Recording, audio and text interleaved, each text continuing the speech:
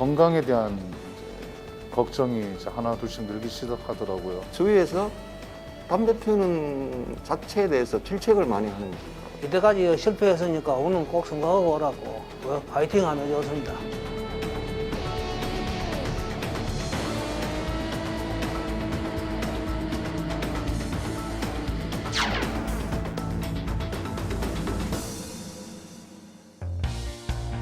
우리 시청자 여러분들 매년 초면 어김없이 세우는 계획들이 있으시죠? 하나는 다이어트일 것이고 또 하나 아마 또 금연이 아닐까 하는 생각이 드는데 네. 2022년도 이제 6월에 접어들고 있습니다.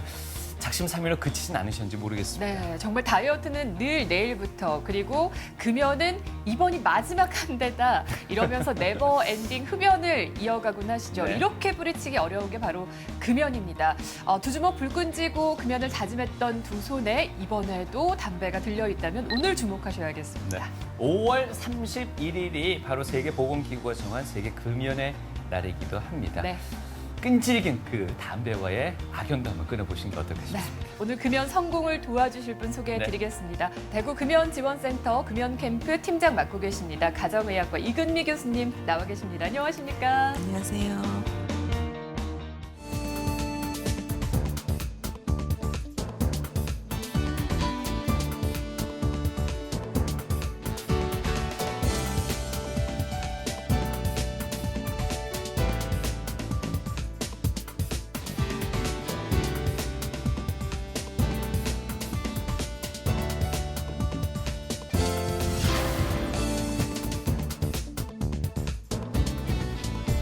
과거에만 해도 우리나라 흡연에 대해서 참으로 관대했던 것 같습니다. 예, 그랬죠. 명절 때면 친척 어르신들에게 담배를 또 선물하기도 했고요. 공공장소에서 흡연하는 건 물론이고 맞습니다. 버스 타면은 버스 그 의자 뒤쪽에 보면 담배 재떨이가 또 이렇게 설치돼 있기도 했습니다. 네, 차 안에서도 그리고 실내에서 연기 그렇죠. 자욱했던 모습 생소하지 않을 만큼 그야말로 담배 전성시대 정말 이제는 과거 얘기입니다. 네. 이제는 흡연자들이 오히려 설 자리가 좁아졌다고 하는데 교수님, 다양한 금연 정책들이 지금 시행이 되고 있잖아요. 네, 맞습니다. 우리나라는 국민건강증진법에 기본해서 여러 가지 금연 정책이 제정도 되고 또 시행이 많이 되고 있습니다. 또 WHO의 담배 규제 국제 협약을 또 이행하기 위해서도 또 많은 제도들이 시행되고 있습니다.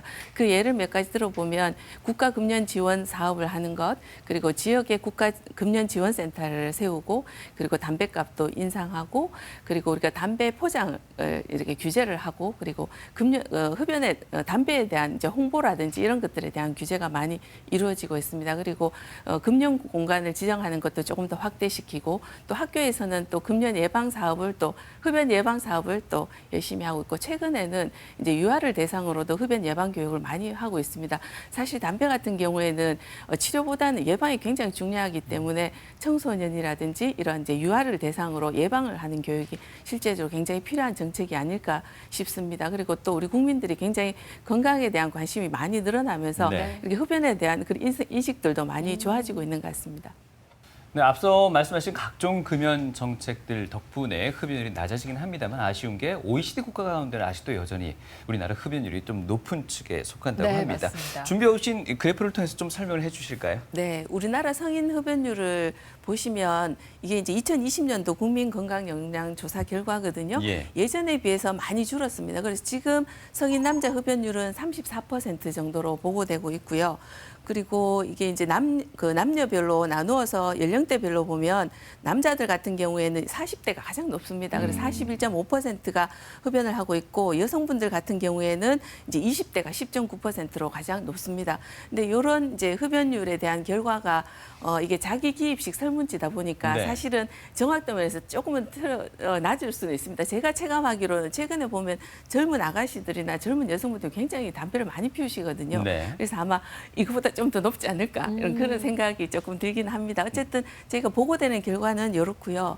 그리고 이제 청소년 같은 경우에도 예전에 비해서는 흡연율이 많이 줄었습니다. 그래서 지금 특히 이제 고등학교 남학생 같은 경우에 가장 담배를 많이 피워서 한 10%, 여학생 같은 경우에 한 4.2%인데 특히 여자 고등학생들의 흡연율이 예전보다 조금 더 는 것을 보면 네. 아마 그 청소년들이 최근에 전자담배를 많이 피우면서 아마 이게 흡연율이 조금 더 증가하고 있지 않나 이렇게 지금 생각은 하고 있습니다. 네, 네. 코로나가 시작된 2020년부터 1년 사이에 살짝 올라갔지만 전체적인 그래프 추이를 보니까 성인도 네. 그리고 또 학생들도 특정한 시점이 있네요. 그쵸. 가파르게 하락하는 2015년 정도로 보이는데 네. 맞나요, 15년, 교수님? 16년. 네, 맞습니다.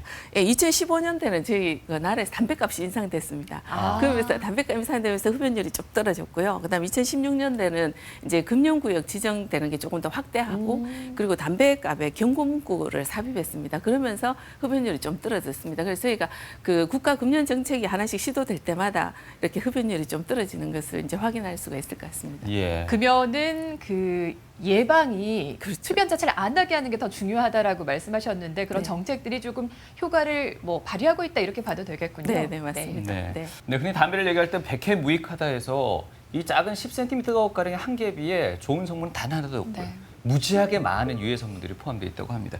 한 몇 가지 성분이 포함되어 있다고 얘기하고 있죠? 그림에서 보시다시피 한 5천 가지 이상의 물질이 섞여 있습니다. 5천 가지. 네, 여기서 보면 또 이렇게 별표로 돼 있는 것들은 주로 발암 물질로 증명된 그런 물질들이고요. 예. 그래서 이게 이렇게 많은 물질이 있다 보니까 이게 대마초보다 굉장히 중독성이 강하다 이렇게 설명을 하는데 주로 담배 성분 중에 가장 이제 주 성분이라고 말하는 것은 이제 니코틴 그리고 타르, 일산화탄소 요 세 가지가 되겠습니다. 그럼 요 세 가지에 대해서 각각 한번 알아보도록 하겠습니다. 네. 네. 네, 먼저 니코틴이 되겠는데요. 이 니코틴이 이제 담배 연기 속에 들어있으면서 강력하게 이게 습관성 중독을 일으킵니다. 그래서 이게 중독성이 거의 헤로인이나 코카인과 비슷할 정도로 굉장히 중독성이 심한 것으로 되어 있고 담배를 피우면 이 니코틴이 7초 만에 뇌까지 이렇게 이동하게 됩니다. 그래서 혈압과 맥박도 올라가고 그다음 심장에 부담을 많이 주게 됩니다. 그래서 니코틴이 머리로 가게 되면 부작용으로 나타날 수 있는 게 이제 구토를 일으킨다든지 현기증이라든지 두통이 생길 수가 있습니다. 우리가 담배 한 모금 연기에 포함된 니코틴은 한 0.1에서 0.2mg이라고 이야기하는데요. 이게 보통 이제 이게 너무 많이 들어가면 이게 사망에까지 이를 수도 있습니다. 그래서 네. 우리가 킬로그램당 1ml 그러니까 평균적으로 봤을 때 한 60mg 정도의 니코틴이 갑자기 몸에 흡수하게 되면 1분 이내에 사망할 수 있는 아주 굉장히 치명적인 그런 물질이라고 할 수 있습니다. 그래서 니코틴은 주로 우리 몸에 들어오면 간에서 대사되고 배설될 때는 신장으로 배설되게 됩니다. 네, 다음으로 타르가 되겠는데 타르는 이제 일반적으로 단백질이라고 말하는데 담배 피우시는 분들 손이 이렇게 노랗게 물들어 있는 게 네. 이 성분 때문에 그렇거든요. 이 타르라는 것 안에도 2000여 종 굉장히 독성 화학 물질이 있고 그 중에 한 20여 종의 발암 물질이 있습니다. 그래서 보통 우리가 암을 일으키는 성분 중에 하나가 주로 타르가 되겠는데요. 만약에 하루 한 값씩 1년 동안 담배를 피우시면 유리컵 한 컵 정도의 타르를 삼키는 그런 효과가 있다고 합니다. 그래서 예, 굉장히 유해한 그런 물질이 되겠습니다.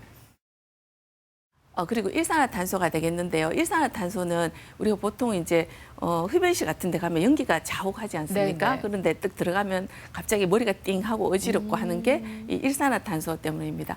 지금 젊으신 분들은 잘 모르겠지만 예전에 저희가 연탄을 많이 피울 때는 그 연탄 가스가 네. 주성분이 이 일산화탄소가 되겠습니다. 그래서 이게 또 자동차 배기가스에도 주로 또 포함되어 있고요. 이 일산화탄소는 어떤 문제가 생기는가 하면 우리 몸에 혈색소하고 이렇게 경쟁적으로 결합을 하게 됩니다. 그래서 산소 운반 능력을 떨어뜨려주기 때문에 우리가 운동 능력도 떨어지게 되고 그다음 만성적인 저산소증을 일으켜서 결국은 노화를 좀 촉진하게 되는 그런 장애도 일으키게 됩니다. 보통 우리가 하루에 한 갑 반 이상 담배를 피우게 되면 산소 운반 능력이 한 15% 정도까지 감소된다고 그렇게 이야기를 하기도 합니다. 요거는 만약에 우리가 혈액 중에 CO 함량이 어느 정도 있느냐에 따라서 증상이 어떻게 나타나냐 하는 건데요. 만약에 CO 함량이 한 2%에서 5%이면은 특별하게 증상은 없지만 한 10% 정도가 넘어가면 머리가 아프기 시작하고 30%가 넘어가면 이제 정신이 몽롱해지고 한 40% 넘어가면 운동에도 문제가 생기고 50% 넘어가면 혼수 상태고 60%가 넘어가면 이제 사망에까지 이르는 그런 위험한 그런 물질이라고 볼 수가 있겠습니다. 네. 예전에 연탄가스 중독으로 사망하거나 요즘에도 간간히 캠핑하다가 또 사망에 맞아요. 이르는 이런 경우 일산화탄소 중독? 네, 맞습니다. 볼 수 있겠네요. 네, 맞습니다. 어쨌든 뭐 담배 하나로 그렇게 치명적이진 않다 하더라도 문제는 이게 차곡차곡 쌓이기 쌓이는 때문이고 해를 거듭하면서 뭐 수십 년 동안 담배를 피우시기 때문인데 일각에서는 또 이런 얘기가 있더라고요. 어떤 얘기? 운동하면 독소가 배출돼서 괜찮다. 이거 흡연자들이 위안 삼는 얘기입니까? 아니면 좀 가능성이 있는 얘기일까요? 위안 삼는 얘기인 것 같습니다. 보통 우리가 운동을 하게 되면 땀샘이 활성화가 되어서 우리 몸에 노폐물이 잘 빠져나가게 되거든요. 예. 근데 흡연자의 경우에는 우리가 물을 많이 마시면 이제 소변으로 니코틴 배출이 좀 원활해질 수는 있겠지만 우리 몸에 있는 담배로 인한 그 많은 독성 물질들이 운동한다고 더 잘 빠져나갈 것 같지는 않습니다. 오히려 아까 잠깐 말씀드렸지만 흡연하시는 경우에 운동을 하게 되면 이게 일산화탄소가 이게 헤모글로빈하고 이렇게 경쟁적으로 결합되기 때문에 이게 오히려 운동 능력이 더 저하되는 그런 문제가 생길 수가 있습니다. 산소 운반 능력 떨어뜨린다고 말씀하셨죠. 네, 그래도 맞습니다. 흡연자하고 비흡연자하고 땀 흘리고 나면은 옷에 배인 냄새가 다르다는 그런 얘기도 있는데 다 거짓말인가요? 증명된 건 그런 없습니다. 얘기가 있어요. 알겠습니다. 네. 자, 요즘 들어서 뭐 향이 첨가된 또 담배들도 또 많이들 또 찾으시는 것 같은데요. 네. 아무래도 처음 접근하기가 더 용이하지 않을까 하는 생각도 드는데 그 유해성에 대해서는 어떻게 평가하고 계십니까? 보통 우리가 이제 요즘 나온 담배 중에 바카라든지 초콜릿 예. 같은 향을 이렇게 담배에 추가하는 그런 것들을 이제 그래서 담배의 맛과 향을 좋게 하는 게 우리가 가향 담배라고 하거든요. 네. 근데 그 가향 담배가 어떤 이제 흡연 습관과 관련해서 생각한다면 오히려 일반 담배보다 더 나쁘다고 이렇게 이야기할 수가 있겠는데요. 이게 이제 가향 담배 중 예를 들어서 이제 뭐 우리가 박하향 같은 멘토 같은 경우에는 그게 몸에 들어오면 호흡기 쪽에 그 호흡기 신경의 말단에 작용해서 이게 약간 둔화시키게 됩니다. 그래서 우리가 담배를 연기를 이제 이렇게 삼킬 때 좀 더 이제 깊이 들이마시게 되고 그래서 우리 담배 안에 있는 유해 성분이 조금 더 우리 몸에 많이 들어오게 되기 때문에 어떤 이제 그 니코틴에 대한 중독성이라든지 나중에 바람이라든지 이런 위험이 조금 더 많다고 볼 수가 있습니다. 그래서 흡연자 스스로가 부담을 좀 덜 느끼게 되는 네, 그런 그래서 악영향적이겠네요. 맞습니다. 예. 그래서 가양 담배를 되도록 안 피우면 좋고요. 최근 조사에 따르면 청소년들이 한 60%가 담배를 시작할 때 가양 담배로 시작을 한다고 합니다. 근데 이런 가양 담배를 피우는 경우에 나중에 장기적으로 이게 장기적인 흡연자로 빠질 위험이 더 높다고 합니다. 그래서 되도록이면 가양 담배는 좀 피하는 게 더 좋겠죠. 담배 자체를 안 피우면 더 좋고요. 네. 실제로 그 담배 연기가 워낙에 독하잖아요. 잘 네. 없어지지도 않고. 근데 그 향을 덮을 정도면 얼마나 많은 또 첨가물이 들어갈까 이런 맞습니다. 생각도 드는데 그 자체도 좀 위험할까요? 맞습니다. 그래서 담배에 들어가는 그 많은 첨가물들이 우리 인체에 어떤 영향을 미치는지 아주 증명되지 않은 것들이 많거든요. 그래서 그런 것들이 우리가 나중에 아마 더 많은 유해성을 가지고 있지 않을까 그렇게 생각하고 있습니다. 예. 네. 담배가 폐 건강에 치명적이라는 얘기는 너무나 잘 알고 계시겠지만 사실은 뭐 폐뿐만이 아니죠. 전신에 위협을 가하잖아요. 네. 네. 여기 그림에서 보시다시피 전신에 다 흡연과 관련된 그런 질환들인데요. 빨간색은 주로 이제 암과 관련된 것들이고요. 근데 이제 우리가 흡연으로 인해서 암 발생 위험도 증가하지만 혈관 쪽에도 굉장히 나쁜 영향을 끼칩니다. 그래서 심혈관 질환, 협심증, 심근경색증, 심부전, 그리고 혈전증, 폐동맥, 동맥 질환, 혈관 쪽에 굉장히 나쁜 영향을 미치고 그리고 호흡기 쪽에도 나쁜 영향을 미쳐서 만성기관지염이나 폐기종 같은 것들의 위험이 굉장히 증가하게 됩니다. 하나하나씩 조금 더 자세히 살펴보면요. 네. 네, 먼저 암을 보시면 담배에는 한 50여 종의 발암 물질이 있어서 이게 폐암, 췌장암, 신장암, 방광암 발생 위험이 증가되는데 특히나 이제 구강암 같은 경우는 13배나 더 아무래도 제일 먼저 우리 몸에 닿는 닿기 곳이니까요. 때문에 구강암 이런 데는 더 많이 생기고 그다음 식도암은 한 6.4배, 간암은 2.3배, 방광암은 2배로 걸릴 확률이 높다고 합니다. 그래서 또 우리 사람한테 생기는 암 중에 한 30%, 40%그 원인이 흡연이라고 합니다. 그래서 우리가 꼭 담배는 끊어야 되겠습니다. 예. 네. 그리고 담배를 피우시면 기관지를 자극해서 염증을 일으키고 또 기관지 점막이 두꺼워져서 나중에 만성 폐쇄 폐질환이라든지 그런 질환으로 갈 위험이 굉장히 높거든요. 그래서 담배를 피우신 분들은 감기나 기관지염 같은 호흡기 관련 질환도 훨씬 더 잘 걸리는 것으로 알려져 있습니다. 또 이제 심혈관계 질환에도 굉장히 나쁜 영향을 끼치는데요. 담배를 한 개피만 피워도 혈압이 올라가고 그리고 맥박이 빨라지고 말초혈관이 수축됩니다. 우리가 보통 혈압을 잴 때도 환자분들한테 이제 흡연을 하지 말고 재라 하거든요. 담배를 피우고 혈압을 재면 혈압이 올라가기 때문에 그렇거든요. 그래서 또 혈소판에 혈액응고 작용을 증가시켜서 혈전증을 잘 일으키게 됩니다. 그래서 우리가 코로나 때 우리가 혈전제라는 이야기를 많이 들어보셨잖아요. 그래 이게 특히 담배 피우시는 분들은 이런 위험이 있기 때문에 더 위험한 걸로 그렇게 알려져 있습니다. 또 담배 일산화탄소하고 헤모그램이 결합해서 산소 공급을 방해시키고 또 결국은 심근경색증, 뇌경색 같은 그런 혈관 질환이 생길 위험이 더 많이 증가됩니다. 또 구강에도 굉장히 좋지 못하거든요. 그래서 잇몸병도 잘 생기고 특히 청소년기에 담배를 피우게 되면 치주 조직이 손상이 더 많이 되는 것으로 되어 있고 아무래도 담배를 피우신 분들은 입냄새도 많이 나고 또 미각이나 후각 기능도 저하되기 때문에 여러 가지 나쁜 영향을 많이 끼치고 있습니다. 치아 색깔도 변하고요. 맞습니다. 예. 예, 치아 색깔도 변하고. 예, 그 외에도 또 이게 사회 경제적으로도 굉장히 손실이 많은데요. 흡연 관련 질환으로 인한 비용을 보면 연간 한 2조 9천억 원 정도의 손실이 있다고 합니다. 개인적으로 봤을 때는 하루 한 값씩 담배를 피운다고 가정하면 한 달 동안 담배를 구입해서 1년이면 거의 162만 원에 대한 그게 경제적 지출이 되게 됩니다. 또 만약에 금융구역에서 흡연하시면 과태료도 과태료. 10만 원 있습니다. 그래서 네. 우리가 이런 사회 경제적 이런 손실이 많기 때문에 금연은 꼭 필요한 것이라고 생각이 됩니다. 요거는 이제 전 세계 기준인데 전 세계에서 봐서도 흡연으로 인한 사망 원인 1위는 암이고 그다음 호흡기계 질환, 심혈관 질환입니다. 그래서 우리나라 거의 비슷하게 이게 또 흡연으로 인해서 사망이 많이 증가된다는 것을 알 수 있고요. 그래서 우리가 담배를 피우면 수명이 16년 단축된다고 합니다. 16년이요? 네. 100세 시대에 80세까지밖에 못 사는 거네요. 네, 맞습니다. 그래서 우리가 무병장수하려면 일단 담배를 끊어야 예. 될 것 같고 10년 정도 그 수명이 단축된다고 하고요. 그리고 폐암의 원인이 90%가 흡연입니다. 그리고 또 흡연을 하게 되면 심내혈관 질환 위험이 많이 증가되고 또 폐 기능도 저하되고 그래서 우리가 그 흡연하면 이런 나쁜 영향이 많다는 것을 이제 아시면 좋을 것 같습니다. 네. 우리 몸에 빠짐없이 악영향을 미칩니다. 그래서 네. 이제 저희가 약속 녹화할 때마다 고쳐야 될 생활 습관 가운데 빠뜨리지 않는 게 바로 금연이실 것 같습니다. 네, 예. 맞습니다. 요즘 들어서 그 코로나 시국에요. 본의 아니게 일주일씩 격리하시다 보면 또 금연을 하시게 되거든요. 근데 그런 분들이 격리 끝나면 또 바로 또 흡연자로 돌아서는 돌아가나요? 경우가 많아서 안타까웠는데 사실 이 흡연자들에게 있어서 코로나의 그 위험성이 좀 더 크다고 들었습니다. 맞습니까? 네, 맞습니다. 예. 네, 여기 보시면 비흡연자에 비해서 흡연자는 중증으로 악화될 위험이 14배나 높습니다. 14배. 예, 그리고 또 그래서 이제 우리가 코로나19 있을 때 저희가 고위험군의 당뇨병, 고혈압 이런 것도 있지만 흡연자도 그 추가를 했거든요. 그 이유가 뭔가 하면은 우리가 흡연자들은 호흡기 면역력이 떨어집니다. 그래서 기관지 성모 기능이 떨어지기 때문에 이걸 바이러스가 왔을 때 이걸 훨씬 더 잘 받아들이기 쉽고 또 점막 세포의 바이러스의 세포 내 유입을 촉진하는 수용체가 증가됩니다. 그러다 보니까 훨씬 더 감염되기가 쉬워지고요. 또 그래서 감염되면 중증 단계로 진행할 위험이 증가되기 때문에 특히 이 코로나 시국에는 꼭 금연이 필수라고 이렇게 생각이 됩니다.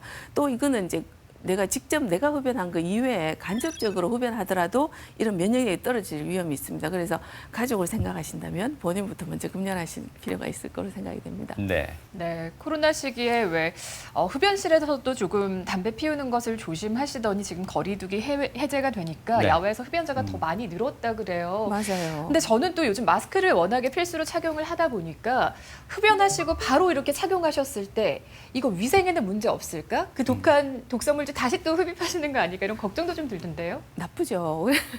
담배 피우시고 바로 마스크를 예. 끼게 되면 우리가 이제 그 구강 점막이라든지 입, 그다음에 코 점막에 남아있던 유해 물질이 그대로 호흡기로 들어오게 되거든요. 그래서 아무래도 더 나쁘게 되고 또 우리가 이제 흡연자들 같은 경우에는 보통 담배를 피우려면 마스크를 벗고 입에 손이 가게 됩니다. 그러다 보면 이제 입이라든지 이제 손에 있던 그 바이러스라든지 이런 비말 같은 게 묻어 있는 경우에는 바이러스가 몸에 침투할 위험이 훨씬 높죠. 그래서 조심하셔야 될 것 같습니다.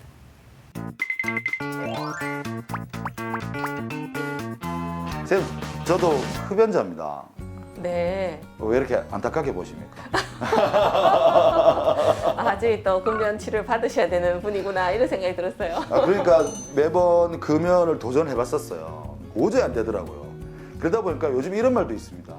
담배 끊은 녀석에게는 내 딸 못 준다. 그만큼 담배 끊는다는 게, 금연한다는 게 정말 독한 거거든요. 네. 그만큼 중독성도 심하다는 생각이 그렇죠. 듭니다. 맞습니다. 모든 흡연자들이 똑같은 생각을 할 거예요. 네. 그러다 보니까요, 그 담배에 보면요, 마일드라는 표현이 있고, 라이트라는 표현이 있고, 뭐 저타르, 저니코틴 뭐 이래서 구분이 좀 되어 있습니다. 완전 금연은 못 하겠고, 그러다 보니까 조금 낮은 좀 가벼운 담배를 구입해서 흡연하는 경우가 있는데 이게 큰 차이가 있습니까? 이렇게 좀? 보통 이제 환자분들이 순한 담배를 찾으시는 경우는 네. 심리적으로 조금 이게 좀 덜 해롭지 않을까 이렇게 생각하시고 그렇죠. 순한 담배를 찾으시게 되는데 실제적으로 우리가 담배를 피우신 분들은 어느 정도 니코틴 레벨이 혈중에 딱 도달해야 되기 때문에 네. 그렇게 하기 위해서 더 많은 양의 담배를 피우시게 됩니다. 그래서 결론적으로 보면 담배로 인한 비용 지출도 더 많아지고 결국 나한테 오는 흡입되는 니코틴 함량은 동일하고 그래서 특별하게 더 좋다고 권할 방법은 못 되는 것 같습니다. 하나 더 여쭤볼 게 있는데요. 네. 그 간접 흡연이란 말이 있습니다. 어떤 매체를 보니까 직접 흡연보다 간접 흡연이 더 무섭다 이렇게 이야기도 하는 거 들었고요. 네. 어떤 분은 평생 흡연하지 않았는데 폐가 좀 상하셔가지고 좀 이렇게 수술까지 받으시는 분도 봤거든요. 알고 보니까 남편분이 담배를 그렇게 맞아요. 실내에서 많이 펴셨다 그러더라고요. 간접 흡연이 이렇게 무섭잖아요. 네. 근데 사실 간접 흡연이라는 게 사람이 피는 것도 있겠지만은 우리 몸에 입자가 남아있지 않을까. 몸에 담배 냄새 난다 그리고 담배 피는 사람들이 주머니에 담배를 둔다든가 그러는 경우에 여기에도 담배가 있고 사실 온몸이 지금 니코틴이나 어떤 담배에 관련된 물질들로 덮여 있습니다. 맞아요. 이것도 간접 흡연이 되나요? 옆에 사람이? 예, 맞습니다. 그것도 간접 흡연이 됩니다. 옆에 사람한테 된다고요? 네네. 저희가 보통 담배를 피우지 않는 사람이 흡연자 옆에 있다가 우연히 담배 연기를 마시게 되는 경우를 보통 2차 흡연이라고 하거든요. 2차 흡연이라고. 네, 2차 흡연이라고 하고 그 이외에 우리가 보통 흡연자들이 담배를 피우고 나면 피부라든지 몸에 남아있는 그런 담배 관련 그런 네. 니코틴이나 타르 같은 거 그다음에 그 자동차라든지 아니면 흡연과 관련된 주위 상황에 여러 가구 같은 데 이렇게 묻어 있을 수가 있습니다. 그럼 그런 것들이 2차적인 오염 물질하고 섞이면서 그 공기를 다시 또 흡입하게 되면 그런 걸 3차 흡연이라고 해요. 그래서 2차 흡연, 3차 흡연 모두 다 간접 흡연이라고 할 수가 있겠는데 담배 안에 있는 니코틴하고 타르라는 성분이 굉장히 흡착력이 강합니다. 아, 잘 붙어요, 그게 네, 또? 그러다 보니까 우리 담배 피우는 사람의 옷이라든지 피부 같은 데 같이 남아 있다가 또 다른 사람에게 비흡연자에게 들어갈 수가 있거든요. 공기 중으로 들릴 텐데. 네, 그렇죠. 그래서 아빠가 난 집에서 담배 안 피우니까 네네, 그렇다. 괜찮아. 굉장히 맞아. 거기 질문하려고 그랬어요. 네, 그렇게 생각하시지만 실제로 담배 피우고 집에 들어가면 본인 옷이나 피부에 다 남아 있는 거죠. 그런데 아기를 안으면 그 담배 연기를 아기한테 또 들어갈 수 있거든요. 쌤, 제 주위에요. 살을 빼기 위해서 그 목적 하나로 담배를 배운 친구가 한 명 있습니다. 아, 그러시구나. 근데 그 친구 강력하게 자기가 담배를 피면은 예. 살이 빠질 거라고 믿음을 가지고 있더라고요. 예. 담배를 피우면 실제로 다이어트에 효과가 있습니까? 지금 김혁 씨는 혹시 지금 담배를 피우시는 거죠? 네. 예, 그러니까 지금 보면 아직까지 체중 관리를 지금 잘 안 되고 있는 것 못하고 같아요. 네. 안 빠진다. 우리 주위에 보면 네. 간혹 이렇게 담배를 피우면 살이 빠질 것이다 생각하고 담배를 진짜 피우신 꽤 분들이 많아요. 계시는데 근데 실제로 저희가 많은 연구 결과를 보면 담배를 많이 피우신 분들이 오히려 더 비만하거나 복부 비만이 많은 걸로 되어 있어요. 아, 예, 예. 그래서 비만 치료에도 사실 저희가 금연을 같이 또 저희가 교육을 해드리고 있거든요. 자, 복부 비만 치료에 금연이 효과가 있다고요? 비만 관리를 같이 하시는 게 좋죠. 아, 그러니까 다이어트는 운동으로 네. 식단 조절로 네, 하는 네, 거고 네. 담배와는 아무 상관이 없는 네. 오히려 담배를 중간에 끊었다가 다시 폈기 때문에 네. 착각을 일으키는 거고. 네, 저희가 사실 이제 금연 후에 생길 수 있는 체중 증가는 다른 방법으로 충분히 이제 극복할 수가 있거든요. 식단 조절 조금 하시고 네. 이제 단 것이 먹고 싶거나 이러면 다른 걸로 좀 열량이 적은 걸로 좀 대체한다든지 네. 여러 가지 다른 방법으로 체중 관리하면서 금연하실 수 있는 길이 있으니까 그쪽으로 하시는 것이 좋을 것 같습니다. 네, 흡연에 대한 오해와 진실, 질문이 있습니다. 그분들을 통해서 알아봤는데요. 교수님 어떻습니까? 이 담배 수십 년간 피우신 분들, 내지는 또 고령자들 같은 경우에는 이런 질문 하지 않으세요? 지금 끊어서 무슨 소용이 있겠습니까? 라고 말이죠. 지금 예. 하루라도 빨리 끊으시는 게 도움이 됩니다. 이거 자료가 있거든요. 예. 여기 보시면 폐암에 걸릴 확률이 낮아집니다. 지금이라도 끊으면 낮아지고요. 3개월이 지나면 혈액순환이 좋아지고 폐기능도 좋아지고 15년이 지나면 관상동맥 질환에 걸릴 위험이 비흡연자하고 같아집니다. 우리가 담배 끊고 20분만 지나면 혈압이 좋아지고 맥박도 좋아집니다. 그리고 8시간이 지나면 혈액 속의 일산화탄소량이 정상화되고요. 그다음 이틀이 지나면 말초신경이 좋아져서 후각과 미각 능력이 좋아지고 3일이 지나면 폐활량이 좋아지기 시작합니다. 그리고 금연하고 접종하고 1년이 지나면 심장마비 위험이 흡연자의 절반으로 떨어지고요.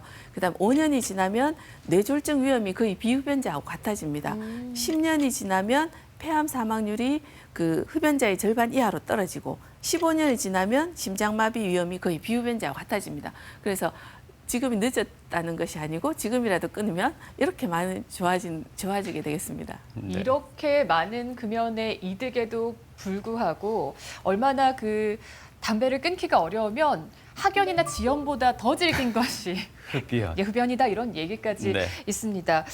왜 이렇게 담배와 좀 쿨하게 작별하기가 어려운 겁니까, 교수님? 그렇죠. 우리가 이거 다음 슬라이드 보시면 우리가 담배가 해롭다는 걸 알고 있고 대부분 흡연자 한 60~70%는 끊고 싶은 마음은 예, 있습니다. 몰라서 못하는 게 아니거든요. 맞습니다. 그런데 이제 1년 성공률 한 5%가 채 안 됩니다. 실제로. 그 이유를 보면요. 가장 중요한 것이 이제 니코틴 중독 때문입니다. 이게 우리가 담배를 피우시는 분들을 이제 니코틴 중독 상태에 있다고 보통 설명을 하거든요. 담배를 피우면 이게 7초 만에 이게 그 니코틴이 머리로 가서 이제 흥분이 되고 진정 효과가 되고 이렇기 때문에 또 그런데 담배를 끊고 한 20분, 40분만 지나면 또 다시 피우고 싶은 욕구가 막 생기거든요. 그래서 이게 니코틴이 다른 약물들에 비해서 의존성이 가장 강하기 때문에 끊기가 가장 힘들다고 할 수 있겠습니다. 그래서 이게 가장 주된 원인이 되겠고요.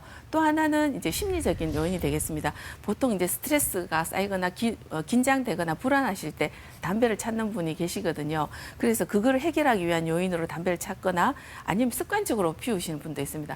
식후에 꼭 한 대 피우시는 분들, 그다음에 이제 술자리에 가면 꼭 피우시는 분도 있거든요. 그래서 이런 분들 심리적인 원인이 있기 때문에 이런 것들을 같이 아마 저희가 해결을 해야지 될 것 같습니다. 사실 교수님은 지금 담배를 못 끊는 이유라고 말씀하시지만은 흡연자들에게 있어서는 안 끊는 이유이기도 하거든요, 이게요. 그럴 수도 예, 있겠군요. 그렇게도 설명하지 않습니까? 그렇죠. 예. 네, 맞습니다. 여러 가지 흥분 진정 효과, 또 네. 불안감이나 스트레스를 좀 잠재울 수 있는 그런 효과가 있다고들 얘기를 하시는데 네. 그건 전혀 근거 없는 얘기일까요?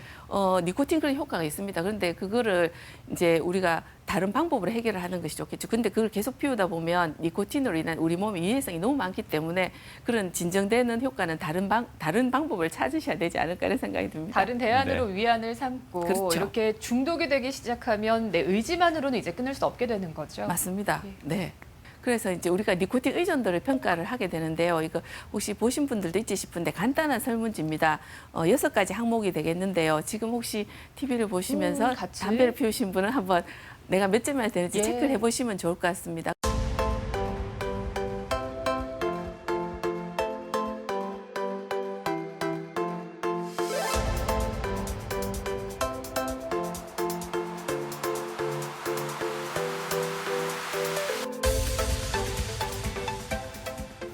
그래서 우리가 금연을 이제 환자를 저희가 진료할 때는 금연 단계가 이렇게 단계별로 있습니다. 네. 그래서 보면 담배 없이 나는 무슨 낙으로 살까? 나는 담배 못 끊어. 계속 피울 거야. 네. 그냥 피우다 죽을래. 이런 분들도 계시거든요. 그럼 이런 결심 전 단계인데 이런 분들은 저희가 교육을 아무리 해도 잘 안 되고요. 어떤 이런 계기가 분들이 근데 센터에 오시기는 하세요? 아니죠. 센터에 안 오시죠. 이러면 센터에 오신 분들은 예. 일단 요 밑에 넘어가서요. 일단 준비 단계 되신 분들이 금연센터에 오시는 분들이고 이런 분들 어떤 분인가 하면 저희 진료실에 이제 고혈압 당뇨병으로 치료받으시는데 담배 피우시는 분들 그러면 이제 담배를 끊으셔야 됩니다라고 말씀을 드리면 나 그냥 계속 피울래 이런 예, 분들 예. 예, 그런 분들 저희가 오실 때마다 흡연의 위해성에 대해서 말씀드리고 금연하면 이런 게 좋아집니다. 이렇게 교육을 많이 드립니다. 그러면 어느 날 어느 순간 계속 저희가 말씀드리다 보면 갑자기 계기가 한 번은 옵니다. 갑자기 몸이 상태가 안 좋아지거나 예. 입원을 하거나 굉장히 컨디션이 나빠지거나 이러면 그런 계기가 생기면 요 이제 준비 단계 혹은 계획 단계로 넘어가시게 되거든요. 그래서 요렇고 저희가 금연 캠프에 오시는 분들은 보통 준비 단계에서 오시게 되고요. 그다음에 금연 시작하고 그다음 끊고 나서 6개월 동안 유지하는 단계로 이렇게 보통은 이제 단계적으로 저희가 환자분들 진료할 때 참고하고 있습니다. 오늘부터 담배 끊겠다는 실행 단계 시작부터 유지 단계 이 사이에 가장 큰 걸림돌이 아무래도 흡연자들에게 있어서는 금단 증상이 아닐까 네, 싶습니다. 맞습니다. 예. 네. 금단 증상에 대해서 살펴보시면요. 우리가 담배를 끊고 한 24시간 이내에 요 밑에 있는 것 중에 한 4가지 이상 증상이 나타날 때 니코틴 금단 증후군이라고 합니다. 이건 의학적으로 저희가 이제 이야기하는 건데요. 보통 담배 끊고 나면 한 하루 이내로 막 신경이 예민해지고 짜증을 잘 내고 화를 내거나 뭐 불안 초조하고 집중이 잘 안 되고 뭐 우울하고 이런 거를 많이 호소하시거든요. 그래서 이거 4가지 이상이 나타나면 아 나는 니코틴 금단 증후군 있구나 이렇게 생각하실 수가 있겠고요. 보통은 이제 그 담배를 끊고 나면 한 1주 이내에 나타나는 증상들이 이런 것들입니다. 흡연 욕구가 아주 강하게 일어나고 그다음에 막 불안하고 우울하고 집중이 안 되고 뭐 안절부절 못하고 잠을 못 주무시는 분들도 있고요. 한 2 내지 4주가 지나면 변비도 생기고 기침도 나기도 하고 졸립기도 하고 그다음 뭐 입안에 조금 뭐 불편하기도 하고 여러 가지 증상이 많이 생기기도 합니다. 꿈의 증가는 뭡니까? 꿈을 많이 꾸는 분들이 계세요. 숙면을 못하는 건가요? 네. 예, 잠자리에서 꿈이 많이 늘었다고 이야기하기도 아. 합니다. 금단 증상 중에 하나로. 그래서 수면과 관련돼서 굉장히 다양하게 나타나서 이제 아주 잠을 못 주무시는 분도 계시고 그다음에 오히려 또 잠을 잘 주무시는 분도 계시고 그렇긴 합니다. 예. 왜 담배 끊고 나니까 식욕이 너무 당기고 체중이 늘어서 이게 또 걱정이다 이런 분도 계신데 이것도 금단 증상의 하나인 거예요? 네, 맞습니다. 저희가 그 니코틴이 좀 식욕 억제 효과가 있습니다. 담배를 끊었을 때 미각과 후각이 좀 돌아옵니다. 그러다 보니까 입맛이 좋아져서 예. 좀 많이 드시게 될 수가 있거든요. 그래서 식사량이 증가돼서 체중이 늘 수가 있고요.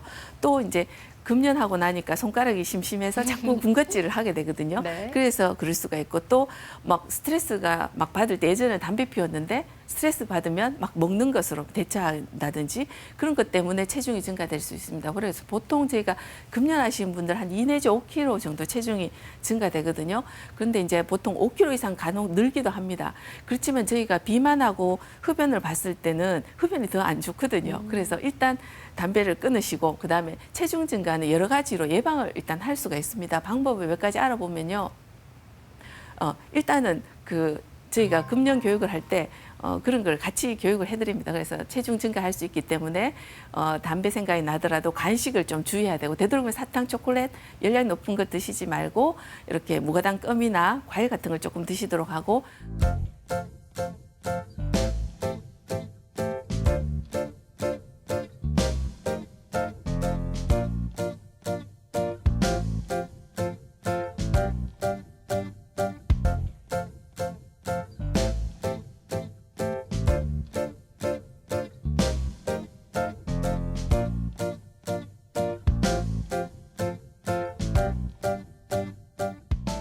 사무실에 계시다 보면 아 잠깐 이거 졸다가 일어나셔가지고 아우 졸려 하시면서 담배 피러 가시는 분들 계십니다. 졸음 쫓는데 또 이게 담배가 뭐 효과가 있는 건가요?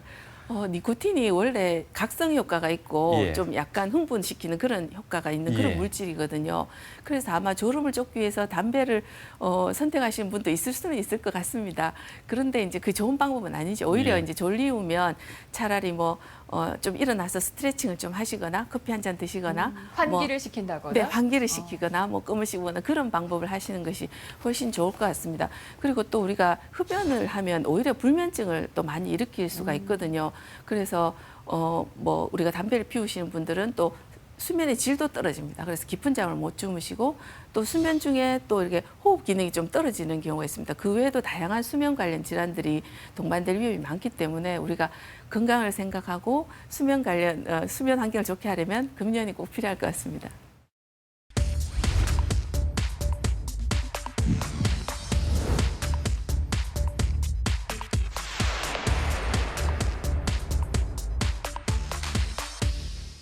네, TV 메디컬 약속 오늘 이 시간 세계 금연의 날을 맞아서 이 담배 유해성과 또 성공적으로 금연할 수 있는 방법 함께 알아보고 있습니다. 네, 담배 끊기가 왜 이렇게 어려운가 했더니 바로 네. 니코틴 중독 때문이었습니다. 의지만으로 참 극복하기가 어려울 때 네. 이럴 때 좀 약물의 도움을 받으면 의지를 좀 넘어서서 금연에 이를 수 있을까요, 교수님? 네, 맞습니다. 니코틴은 이제 헤로인이나 코카인만큼 중독성이 굉장히 강합니다. 그래서 이제 시간이 지남에 따라서 이게 니코틴에 대해서 굉장히 의존을 많이 하게 되기 때문에 이게 의존했다 담배를 끊으면 아까 보셨던 그 여러 가지 금단 증상이 자꾸 나타나게 됩니다. 그리고 그러다 보니까 또 자꾸 흡연에 대한 욕구가 자꾸 생기게 되고 그래서 이런 약물 치료를 한다면 니코틴 의존성을 많이 줄일 수가 있습니다. 그래서 보통 저희가 금연 치료제로 나오는 건 2가지 약이 있는데요. 요 하나는 항우울제고 그다음에 바렌크레인 약은 이제 주로 저희가 쓰는 금연 치료제가 있는데요. 그 작용을 주로 이제 보시면 네. 왼쪽의 사진을 보시면 이게 니코틴이 작용하는 겁니다. 니코틴을 우리가 이제 담배를 피우면 이게 뇌에 작용해가지고 니코틴 수용체에 결합해서 도파민이라는 물질이 이렇게 분비가 됩니다. 그러면 이제 기분이 안정감을 갖게 되고 이렇게 되거든요.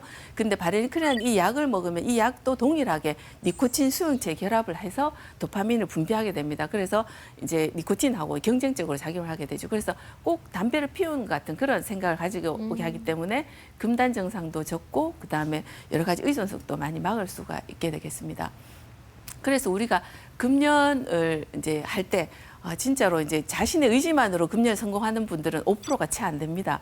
그래서 우리가 금연 치료제를 쓰면 한 25% 정도 금연 성공을 이루게 되거든요. 그래서 우리가 이런 경우에 훨씬 더 성공률이 높아질 수 있기 때문에 제가 보통 보조적으로 금연 치료제 같이 사용하고 있습니다. 네. 전문가의 도움, 또 주변인들의 도움까지도 두루두루 필요한 게 바로 이 어려운 금연입니다. 네. 근데 간접 흡연이 얼마나 나쁜지에 대해서도 저희가 이제 접하게 됐는데 네. 사실 그 비흡연자로서 당장의 좀 불편한 점은 그 냄새.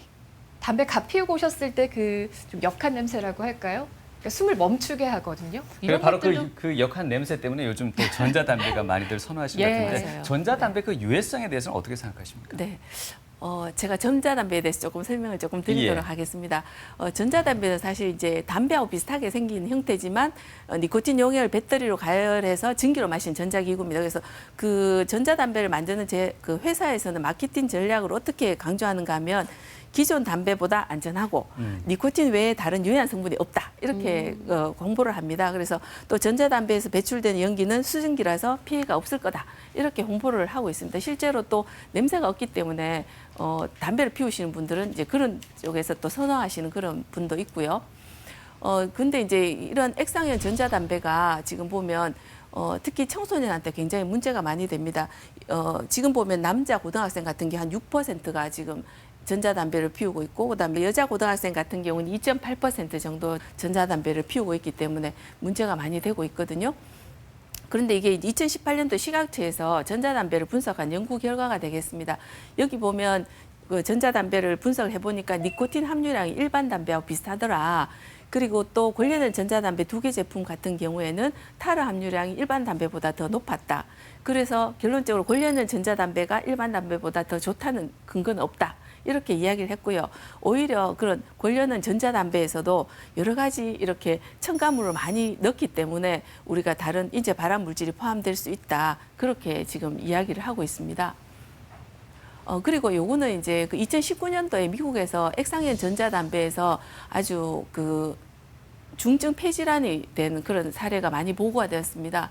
국내에서도 2건이 보고가 됐는데 그중에 한 사례가 의심 사례로 분류가 되었습니다. 그래서 이 그 사례가 보고된 이후로 FDA에서도 그렇고 우리나라에서도 지금 이렇게 권고하고 있습니다. 그래서 대마 성분이 포함된 액상형 전자담배를 사용하지 마라. 비타민 E 아세테이트는 첨가하지 마라.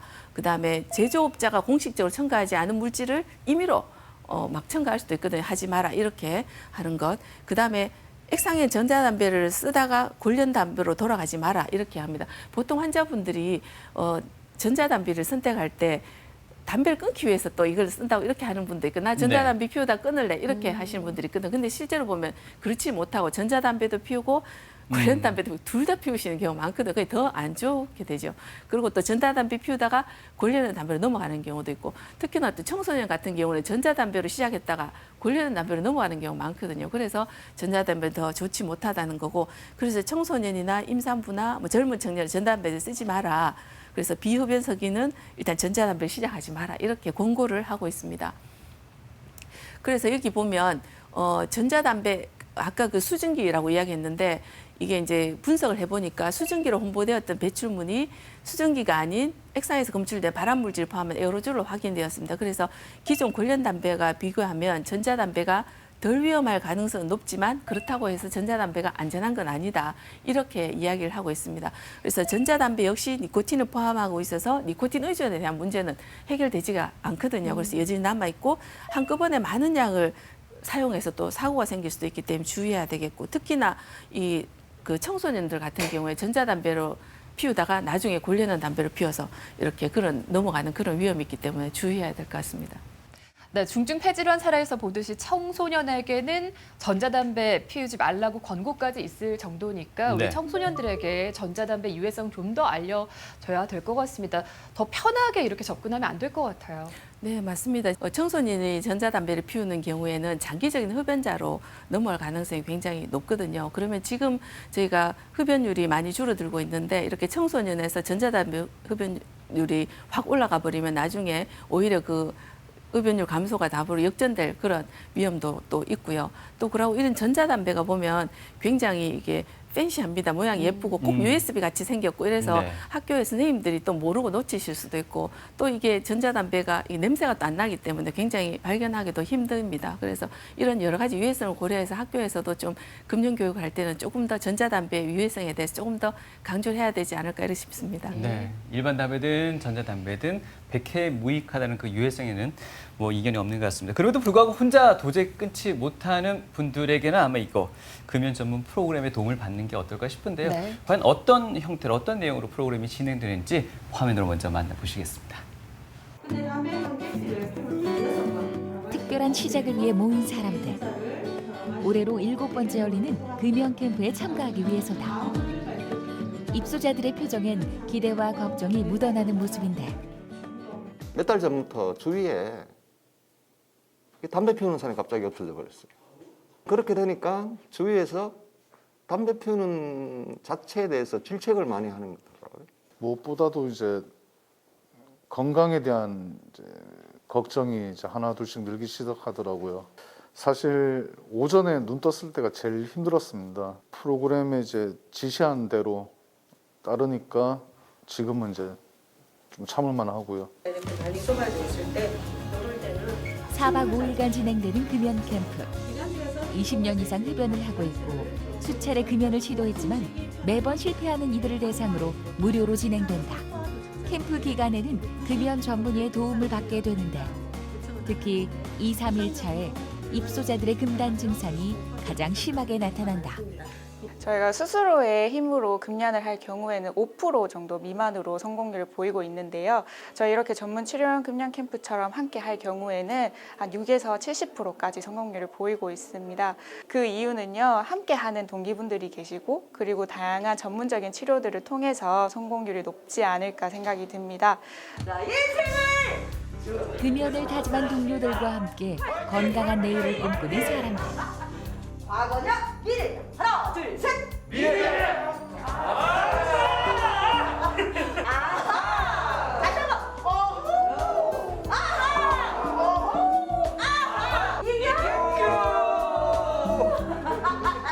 웃음은요 정말 이 세상에서 돈 안 들이고 가장 건강해질 수 있는 최고의 비법이거든요. 그래서 담배를 살짝 잊어주시고 웃음으로 행복을 찾고 건강을 찾으시면 어떨까 싶어요. 가장 편한 시기예요. 스스로 밝은 분위기에서 금연의 의지를 높일 수 있도록 개인 심리 상담도 같이 진행된다. 정서 조절 방력이라는 것은 내가 감정을 유혹을 받는 상황이 35점, 견딜 수 있는 점수가 31점. 요게 균형이 왔다 갔다 지금 이렇게 해서 요거는 조금 더 선생님의 마음을 다져야 된다라는 말씀을 제가 드리고 싶어요. 산책이나 산에 함께해야 성공률이 높아지는 금연. 입소자들은 캠프를 통해 금연에 성공한 자신의 모습을 그려나가는 중이다. 예, 집사람한테 가야 집사람도 대환영이고 예? 이때까지 실패했으니까 오늘 꼭 성공하고 오라고. 지금 이 첫째 날이고 둘째 날이고 모든 게 다 편안하고 담배 생각이 전혀 없고 저는 이번에는 저 금연을 완전 성공적으로 끝내지 싶습니다. 포기했기 때문에 저는 성공하리라고 꼭 믿습니다. 제가 이름이 성곤입니다. 성공입니다. 화이팅! 이 밖에도 담배에 대한 경각심을 높이는 실내외 프로그램들을 통해 금연과의 거리를 좁혀가는 사람들. 마지막까지 웃는 진정한 금연인이 되길 응원한다. 저희가 4박 5일의 금연 캠프가 끝나더라도 2주마다 우리 금연 캠프 담당 우리 상담사들이 전화를 해서 금연 유지 잘 하시도록 도와드리고 있고, 그다음 1개월, 3개월, 6개월째는 직접 병원에 방문하셔가지고 소변의 코티닌 검사도 받으시고, 그래서 금연 잘하고 계신지 확인도 하고 또 직접 상담도 해드리고, 또 SNS를 통해서 서로 또 모임도 가지고 자조 모임을 하고, 이래서 서로 격려하고 힘든 상황이 있으면 어떻게든 좀 잘 극복할 수 있도록 그렇게 도움을 드리고 있습니다. 네, 금연 캠프 참가하신 모든 분들 이번에는 꼭 성공하시기를 바라겠습니다. 네. 금연 캠프에 참여하신 분들은 흡연 성공률 어느 정도 될까요? 저희가 보통 한 70~80%가 넘습니다. 그래서 아까 그 본인의 의지만으로 금연할 때는 5%가 채 안 되고, 약을 썼을 때는 한 25% 정도 되는데, 저희가 4박 5일 금연 캠프를 마치신 분들 거의 한 70~80% 이상이 되거든요.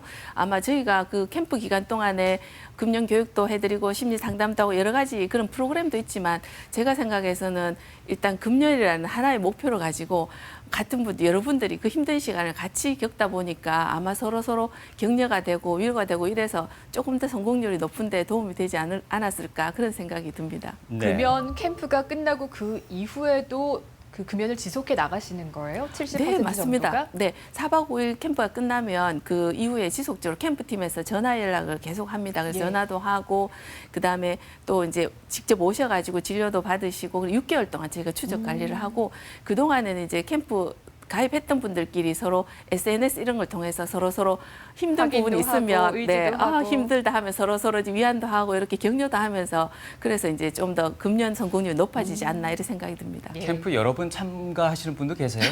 그러시겠죠? 제가 한 2번까지 오시는 것 같습니다.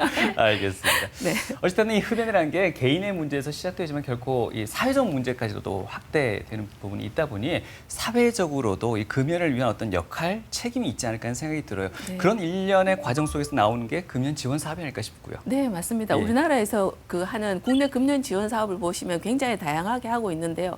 일단 보건소에서도 금연 클리닉을 하고 있고, 또 개원가에서 병의원 금연 치료 지원 사업을 하고 있고, 또 금연 전화 상담 서비스도 있습니다. 그리고 또 나라에서는 지역 금연 지원 센터를 이제 이렇게 운영해서 거기서 찾아가는 금연 서비스나, 아까 제가 설명드린 전문 치료형 금연 캠프 4박 5일 그런 캠프, 그다음 입원 환자 금연 서비스 같은 다양한 금연 지원 사업을 하고 있습니다.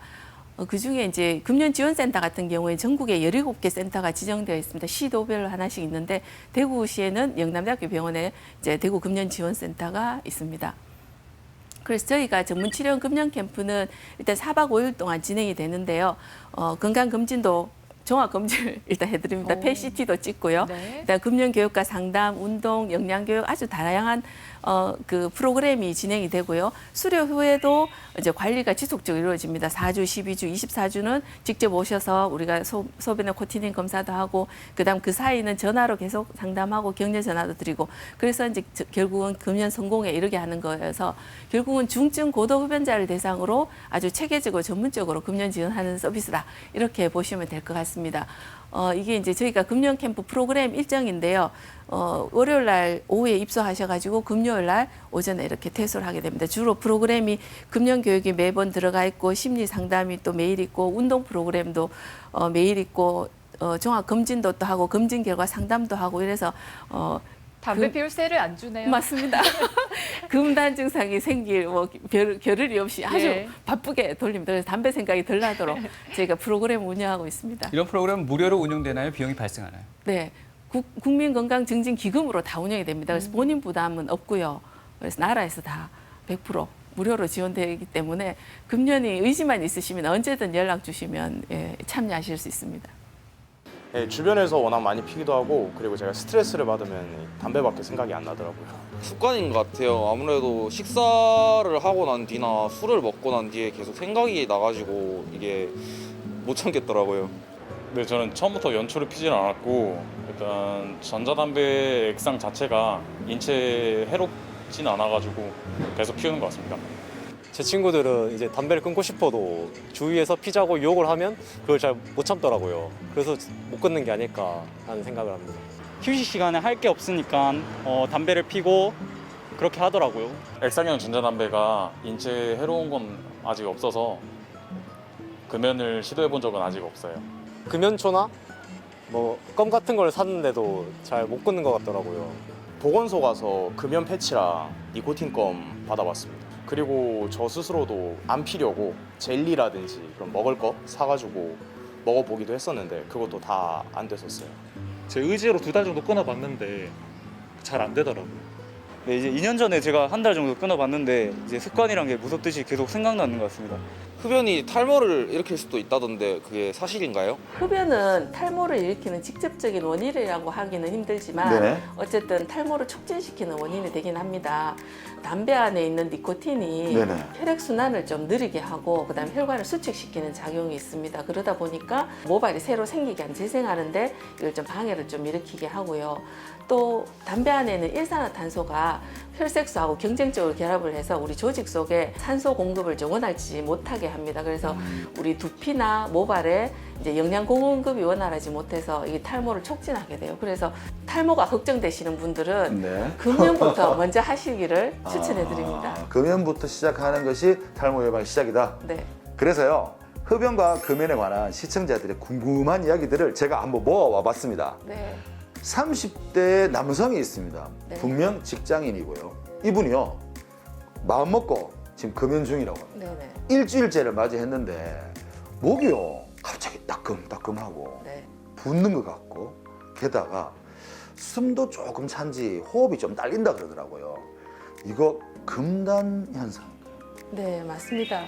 보통 저희가 담배를 끊고 나면 보통 이제 가장 흔히 나타나는 건 불안하고 초조하고 짜증이 잘 나고 이런 금단 증상이 나타나는 건데 네. 기침이 나기도 하고 인후통이 있기도 하고 여러 가지 그런 증상들 같이 나타납니다. 근데 보통 금단 증상은 한 초기에 담배를 피우는 한 2주 사이가 제일 심합니다. 그래서 2주만 잘 견디시면 그 다음에 금단 증상은 많이 호전이 되거든요. 그래서 그때 요즘은 또 금단 증상을 도와주는 또 여러 가지 또 약제도 있고 방법들도 많이 있기 때문에 네. 그런 금단 증상을 잘 이기면 그 시기만 이기면 금연에 성공하기가 되게 쉽습니다.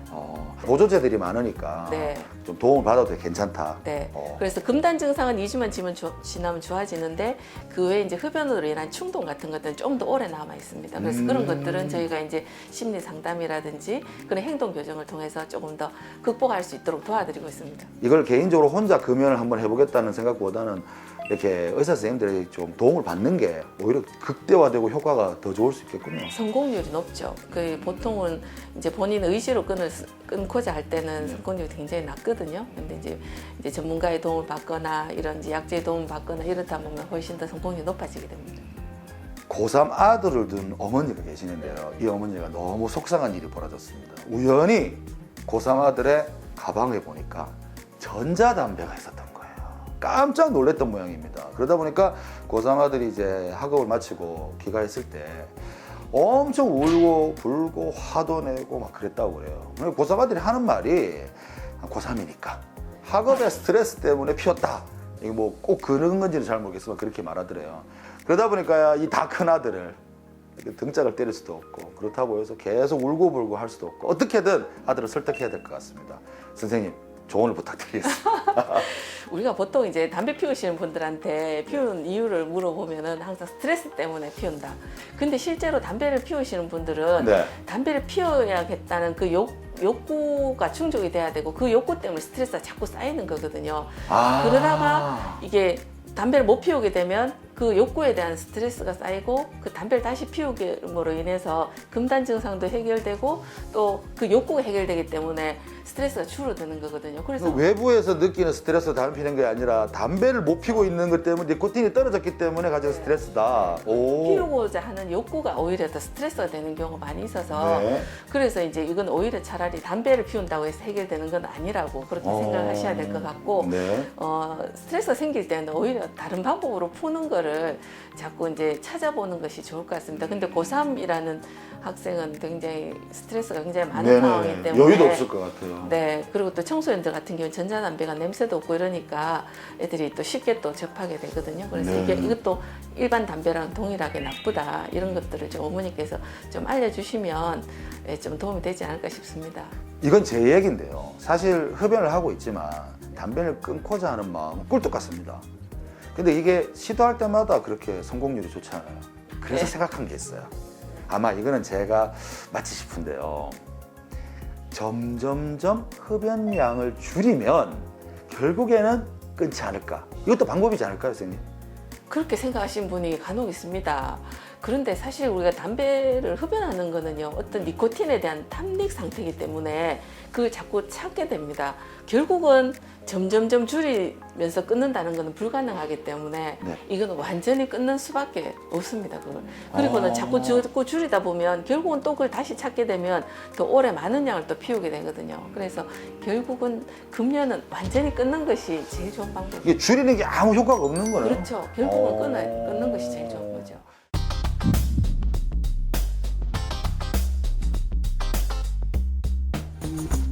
네, 여전히 흡연자이신 분들 네. 이런 방법들이 있으니까 이번에는 정말 마지막 금연이 되시기를 바라겠습니다. 네. 좀 힘을 주시기 위해서 교수님 강력한 한 말씀 부탁드립니다.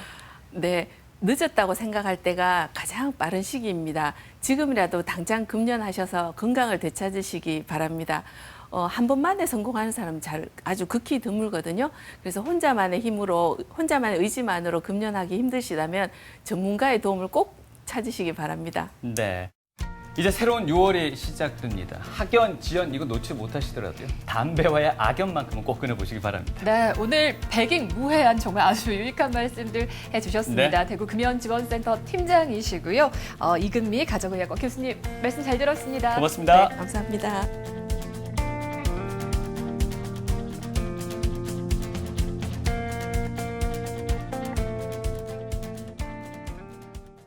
한 분이 딱 생각나는 건 아니고요. 일반적으로 금연 캠프에 오시는 분들 쭉 보면은 이제 그 금연하러 오신 분들 동기는 굉장히 다양해요. 여러 가지 원인으로 오시게 되는데 그래도 건강 때문에 걱정돼서 오시는 분들이 가장 많으시고요. 오실 때 보면 관상동맥 질환이 있어서 스텐트를 2번이나 꼽았는데도 담배를 피우고 오시는 분도 계시고, 암 수술을 2군데나 했는데도 담배를 못 끊어서 오시는 분도 계시고, 그래서 굉장히 저희 캠프에 오시는 분들 보면 대부분 이렇게 굉장히 힘든 상황에서 도저히 못 끊어서 오셨는데 캠프에서 성공해서 가시는 분들이 계시거든요. 그런 분들 보면 되게 참 좋죠. 기분도 좋고. 금연 망설이지 마시기 바랍니다. 혼자서 금연하시기 힘드실 때는 저희 금연지원센터를 찾아주시면 저희가 확실하게 성공시켜 드리도록 하겠습니다.